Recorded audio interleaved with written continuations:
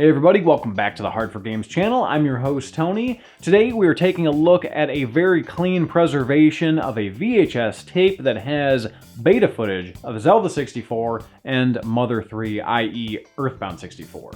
Now, this footage is not new, especially if you're a more hardcore fan of either of those series. You've probably seen it before. If you're a more moderate or casual fan, this may very well be the first time you're seeing it. That said, I do believe it is the most detailed look so far at content that has historically been shown off as a garbled, pixelated, blurry mess. Preservation of this content in the past has not been so good, so I just wanted to provide something that was clean and nice looking for all of you. We will be both showcasing and analyzing the footage today, so let's go ahead and get started. This is Hard4Games. They're Hard4Games. Now, most of these seem to be for internal use. They have color bars at the beginning, they have company info and sort of like indexing in them, but the one that we're showcasing today does seem to be for consumers because it actually has, well, like packaging and design elements. Now, this tape contains much more footage than what I'm going to show off today, and once I do this series of previews on YouTube, I will be uploading all of these tapes in full to archive.org. So you can watch and explore by yourselves and see what you can find. I should also note that the content that I'm showing today is just what is on this tape in relation to Zelda 64 and Mother 3, and they are part of montages at the beginning and end of the tape, so it's a little bit disjointed feeling, just fair warning.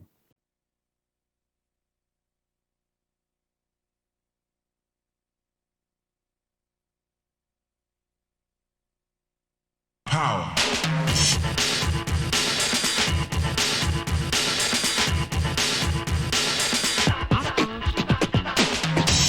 いよいよ勢ぞろいする任天堂64ソフト、その情報をいち早く公開しよう。マリオカート64、あの大い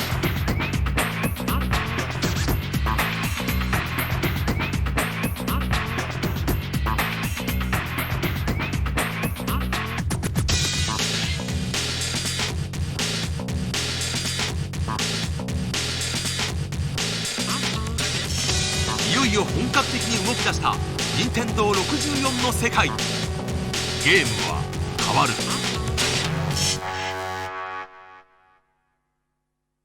So that was kind of fast, but let's go ahead and break it down frame by frame. And each one of these frames or images will be available for download. You can go ahead and take a look at the description below. You can check them out, analyze them yourself, include them in your videos or whatever you want to do. Enjoy. Now, these early Zelda trailers seem to have a penchant for showing Link at really weird angles and butted up against the camera. Now, I think it might be to showcase model detail, but I have no idea why they didn't just opt to utilize like a debug camera for this. Maybe it wasn't an option at the time, I have no idea. And I've always wondered where the heck he is here. I've never really understood, but now that I have this footage here, I realize he's butted up against a house, likely in Castletown, because the early images of Castletown showcase buildings that look very similar to this structure. As you can see here, that black area is likely a window of some sort, and he's just smashing his body up against it for some unknown reason. But it looks like he's in between a house and maybe the sort of exterior wall of Castletown. He's sort of in this alleyway. And as you've probably noticed by now, this was likely recorded all in one sitting. Link has the same number of hearts, the same items, and the same number of rupees in his massive wallet. Look how many rupees this thing can hold. Now, there's a ton of details here in the Stalfos that I really like. They react to every hit with sort of like a whiplash effect. Here, the enemy even opens his mouth in anger before his head gets whipped back after Link strikes. Here's another shot of what we saw earlier, and this is a really nice look at Link's shield. You can see some nice detail here. You have the Triforce, you have a sword that looks like an 8-bit sword, and sort of almost like a rupee-esque design on the shield where it curves back toward Link.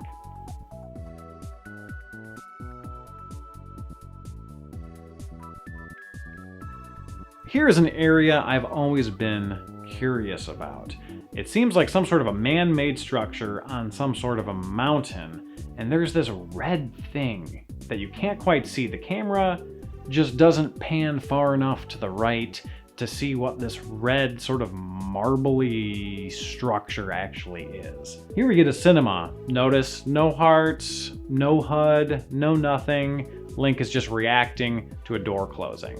One bit of detail here I never noticed before. Link has collarbones. They detailed his collarbones, which is not something you see in the retail version of the game with either adult or child Link. Adult Link has sort of an undershirt, and you don't have that sort of like bone detail in the child Link model. It seems like one of the first things they were really focusing on with Zelda 64 were the enemies and Link's character model. Lots of detail here because the environments themselves are rather plain. Now here's where the trailer starts to get real choppy and cut up. You have Link jumping over a little rock structure here. He's going into this Triforce room. There's lots of nice lighting and water effects in this room. If you take a look at the back wall, there's a lot going on here. And overall, it looks really nice. However, the environment, the actual room, is really plain for somewhere where the Triforce should be, but the lighting effect looks really nice. So as you know, the video chops up this trailer and deorganizes it. I'm gonna go ahead and try to piece it back together to make it a little bit more chronological. Here we go. So this room actually appears in the debug ROM. It's just sort of a test room. Here we have Link going through the same desert or mountain area.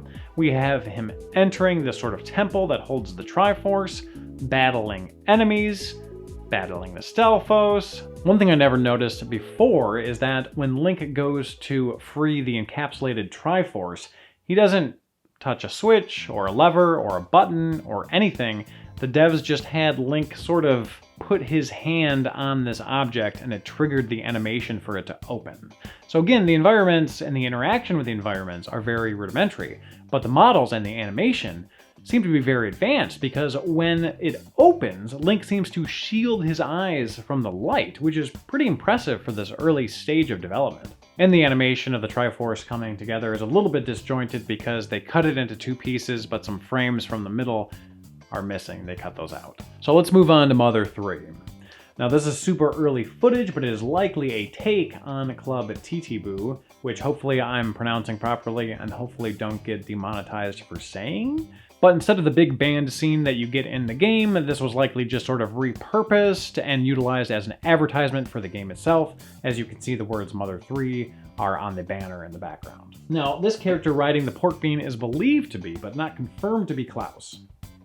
The design does look a lot like Ness from EarthBound on the SNES, but keep in mind Ness also looked like Nintendo, and there's sort of a theme going on here with EarthBound protagonists sort of looking like each other.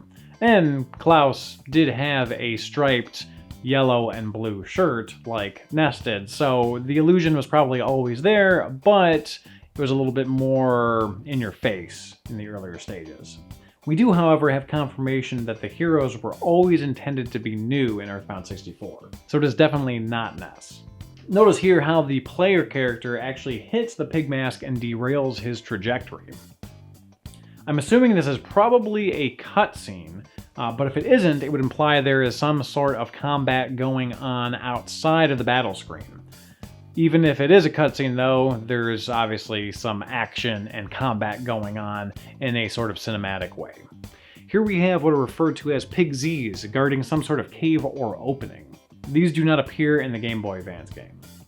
So a big thank you to the Mother Forever Discord for brushing me up on my EarthBound 64 information. I really appreciate it, guys. Thank you so much. So that's it. If you want to take a look at these without the YouTube compression, you can check out the images via the link in the description below. Also, to everyone out there, appreciate you watching and stay tuned. I have some beta footage from Kirby's Air Ride and GoldenEye coming up very soon.